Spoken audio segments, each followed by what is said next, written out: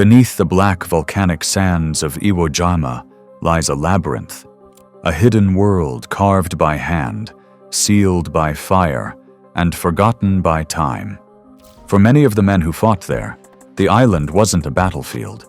It was a tomb.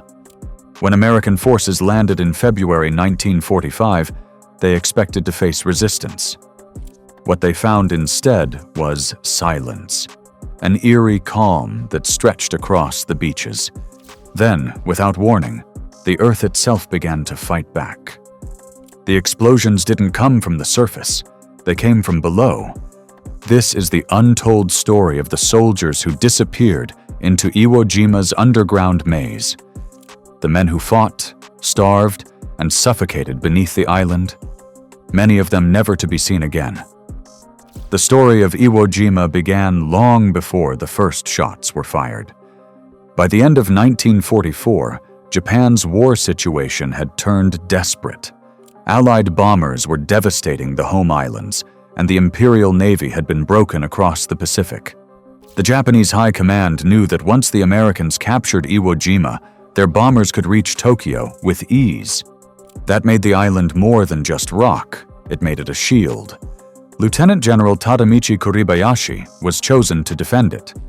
He was unlike most Japanese commanders of the war, pragmatic, strategic, and fully aware that the battle could not be won.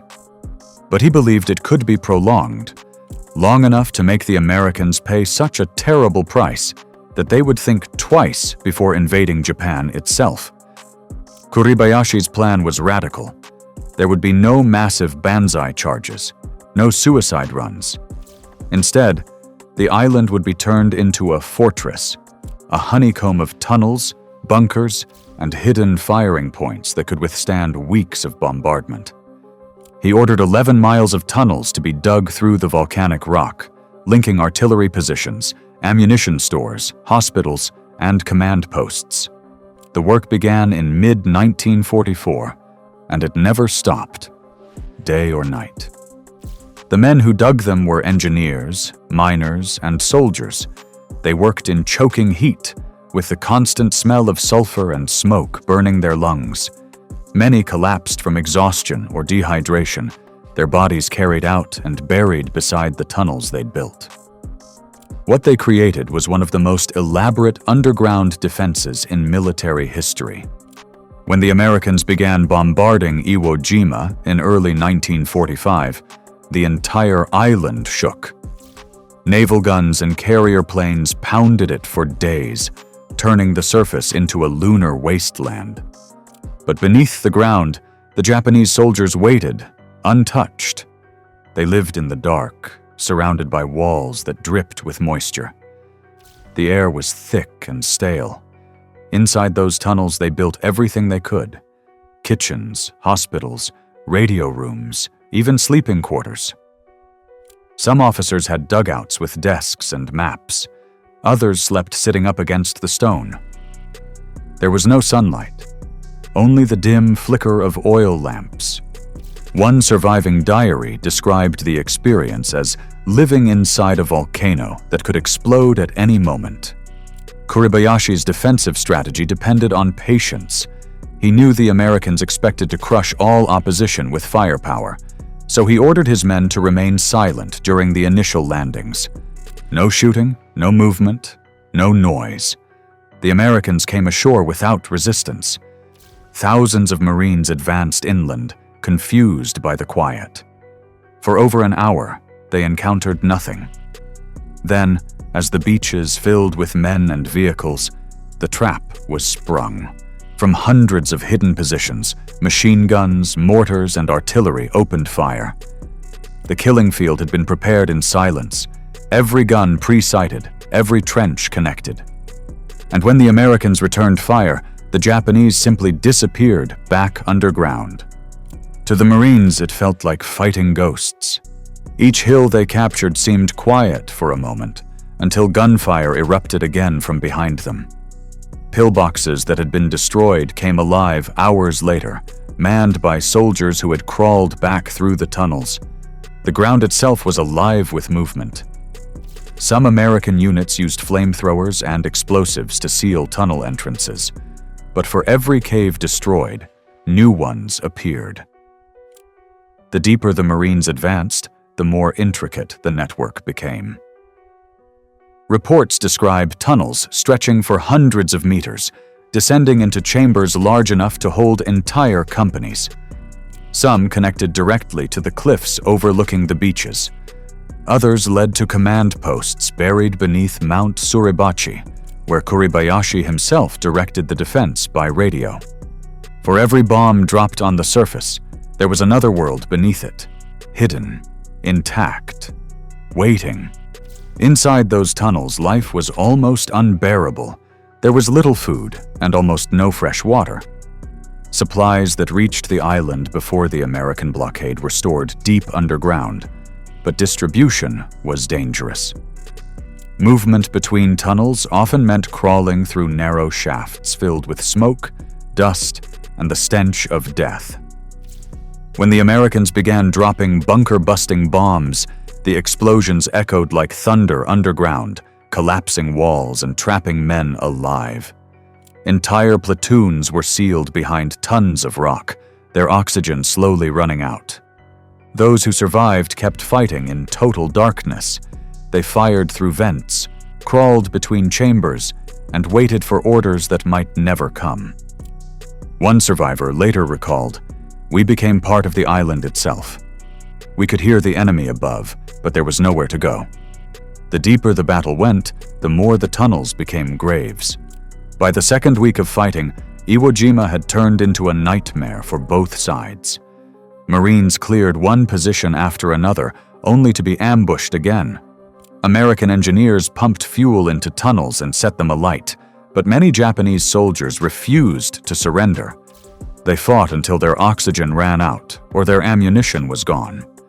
As the island burned above them, the world underground grew silent. For those trapped inside, survival depended on rationing air. Soldiers lay motionless for hours to conserve oxygen. Wounded men were left in dark corners, tended by medics who knew there was no escape. Some tried to dig their way out, only to find molten rock blocking every path.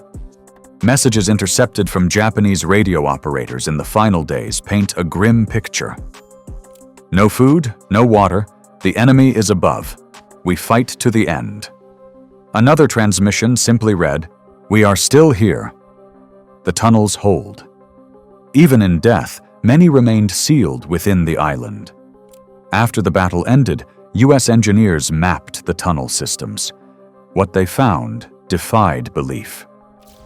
The Japanese had built over 1,500 interconnected bunkers, caves, and firing points. The network stretched across the island's core, sometimes 60 feet deep. Many of the tunnels were so well hidden that even after months of excavation, dozens were never located. Inside, Marines found the remains of soldiers who had died at their posts, some still holding weapons, others sitting as if asleep. In some chambers, entire medical units were discovered, their stretchers and instruments still in place. For years after the war, small pockets of survivors continued to emerge. Some had gone into hiding, believing the war was still ongoing. Others had sealed themselves in deliberately, choosing to die rather than surrender. Even today, excavation teams occasionally uncover new chambers and personal belongings. Rifles, helmets, diaries written in pencil, perfectly preserved by the volcanic dust. Each discovery is a reminder of how far men went to obey their duty, and how deeply the island kept its secrets. General Kuribayashi's plan had worked, at least in part. By turning Iwo Jima into an underground fortress, he forced the Americans into one of the bloodiest battles of the Pacific War. Nearly 7,000 U.S. Marines were killed, and more than 20,000 wounded. The Japanese lost almost all of their 21,000 defenders. Fewer than 300 were taken alive. But the cost wasn't just measured in numbers, it was psychological. For the Americans, Iwo Jima became a symbol of perseverance, an island bought at unimaginable expense. For the Japanese, it became a symbol of sacrifice, of soldiers who vanished beneath the earth and never returned. When historians call Iwo Jima hell on earth, they're only half right. The real hell was underground. Even decades later, the legacy of those tunnels endures. Archaeologists and defense historians studying Iwo Jima described the tunnel network as both ingenious and tragic. It was a masterpiece of military engineering and a monument to human endurance under impossible conditions. Kuribayashi had forbidden suicidal banzai charges not out of mercy, but logic. He believed discipline could achieve more than desperation. His soldiers followed him even into the depths of the island, obeying orders to the very end. Many of their stories were lost in silence. Few letters survived. Most of their final words remain buried with them.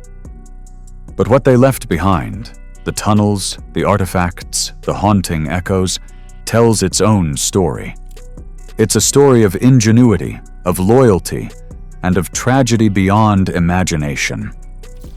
When you walk the beaches of Iwo Jima today, you can still see the openings of old tunnels, half collapsed and overgrown.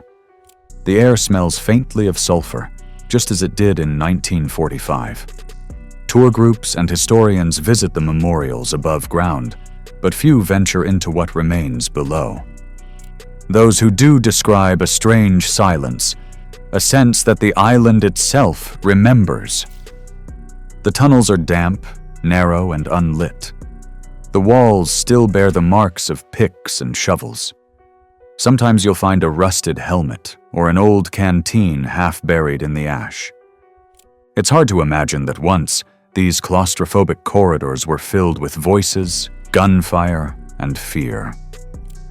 Today, they are graves, not by design but by destiny. For the men trapped beneath Iwo Jima, there was no glory and no escape. Only darkness, duty, and the slow suffocation of time. Their struggle reminds us of a truth that war often hides, that not every story ends with victory or surrender. Some simply fade into silence. And on Iwo Jima, that silence still speaks.